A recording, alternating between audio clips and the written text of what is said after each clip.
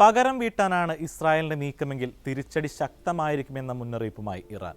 ഇറാന്റെ താൽപ്പര്യങ്ങൾക്ക് വിരുദ്ധമായി പ്രവർത്തിക്കുകയോ തിരിച്ചടിക്കുകയോ ചെയ്താൽ പരമാവധി ശക്തിയോടെ തന്നെ പ്രതികരിക്കുമെന്നാണ് ഇറാൻ വിദേശകാര്യമന്ത്രി ഹുസൈൻ ആമിർ അബ്ദുല്ലാഹിയൻ മുന്നറിയിപ്പ് നൽകിയത്. ഇസ്രായേൽ ഇസ്ഫഹാനിൽ നടത്തിയ ആക്രമണത്തിന് പിന്നാലെയാണ് ഈ പ്രസ്താവന. സിറിയയിലെ കോൺസുലേറ്റ് ആക്രമണത്തിന് ഇറാൻ നൽകിയ തിരിച്ചടിക്ക് പകരമായാണ് ഏപ്രിൽ 19 വെള്ളിയാഴ്ച പുലർച്ചെ ഇസ്ഫഹാൻ നഗരത്തിൽ ഇസ്രായേൽ ഡ്രോൺ ആക്രമണമുണ്ടായത്.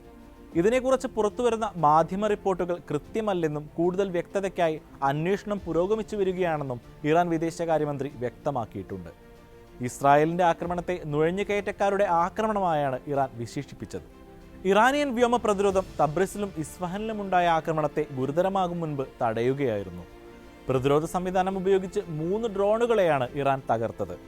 ആക്രമണത്തിൽ ആളപായമില്ലെന്ന് ഇറാൻ വ്യക്തമാക്കിയിട്ടുണ്ട്.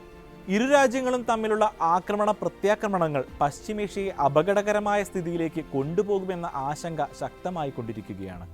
വിഷയത്തിൽ ഇടപെടലുമായി ലോകരാജ്യങ്ങളും രംഗത്തെത്തിയിട്ടുണ്ട്. മേഖലയിൽ സംഘർഷം പടരുന്നതിനോട് യോജിപ്പില്ലെന്നാണ് അമേരിക്കയും യൂറോപ്യൻ യൂണിയനും അറിയിച്ചത്. ഇറാന്റെ ഭാഗത്ത് നിന്നും പ്രത്യാക്രമണ സാധ്യത കണക്കിലെടുത്ത് ഇസ്രായേലിലേക്കുള്ള എല്ലാ വിമാന സർവീസുകളും നിർത്തിവെക്കാൻ യുണൈറ്റഡ് എയർലൈൻസ് തീരുമാനിച്ചിട്ടുണ്ട്. ഇസ്രായേലിലെ പൗരന്മാരോട് മടങ്ങാൻ ഓസ്ട്രേലിയയും നിർദ്ദേശിച്ചു കഴിഞ്ഞു. മേഖലയെ ആപൽക്കരമായ അവസ്ഥയിലേക്ക് കൊണ്ടുപോകാനുള്ള നീക്കത്തിൽ നിന്ന് എല്ലാവരും വിട്ടുനിൽക്കണമെന്നായിരുന്നു ഇസ്രായേൽ അനുകൂല രാജ്യങ്ങളുടെയും പ്രതികരണം.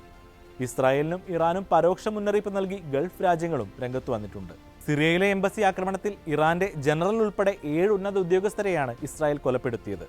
300-ലധികം മിസൈലുകൾ വർഷിച്ചാണ് ഇറാൻ ഈ ക്രൂരതയ്ക്ക് മറുപടി നൽകിയത്. ഇറാനിലെ വിവിധ വിക്ഷേപണ കേന്ദ്രങ്ങളിൽ നിന്നായി ഇസ്രായേലിന് നേരെ നിരവധി ദീർഘദൂര ബാലിസ്റ്റിക് മിസൈലുകൾ തൊടുക്കുകയായിരുന്നു. ഖൈബർ, ഇമാദ്, ഗദർ 110 തുടങ്ങിയ അതിപ്രഹര ശേഷിയുള്ള മിസൈലുകളാണ് ഇറാൻ വർഷിച്ചതും. തകർക്കാനാവാത്ത ശക്തിയല്ല ഇസ്രായേൽ എന്നാണ് ഇറാൻ ആക്രമണത്തിന് പിന്നാലെ പറഞ്ഞത്. ആഗോളതലത്തിൽ കൊട്ടിഘോഷിച്ച ഇസ്രായേലിന്റെ അയൺ ഡോം പ്രതിരോധ സംവിധാനം കടന്നായിരുന്നു ഇറാന്റെ ആക്രമണം.